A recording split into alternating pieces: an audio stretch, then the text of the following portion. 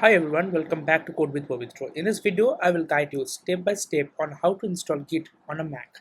It's a simple process and by the end you will be ready to use Git for a project. The easiest way to install Git on the Mac is by using Homebrew. Homebrew is a package manager that makes it really simple to install the software.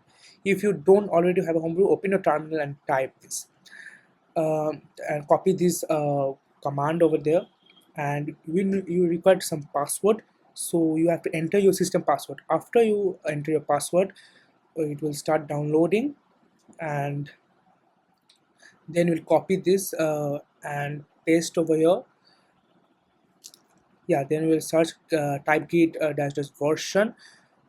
So this is inbuilt Apple Git version, but if you want to upgrade this Git version, so you need to install upgraded GitHub. So once the Homebrew is installed, type this command in the terminal: brew install git. Just remove this dollar sign from here.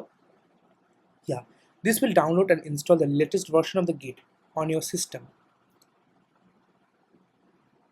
So after installing, so search type which Git, so it will show some user bin of Git.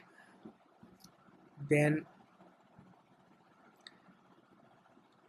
wait for some second, and then type this special type of command. So this command I will provide this in the description box. This is to configure this Git on your system, so you have to type this manually, or you can just copy from my description box and then you can paste it over here.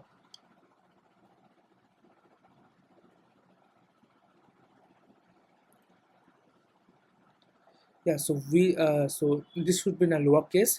So which Git? Yeah, now we'll type the version. We have to check the version. Git dash just version.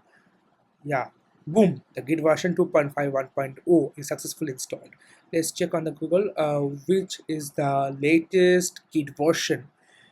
Yeah, it is 2.5 1.0. Yeah, so this is how you should install this Git on our system.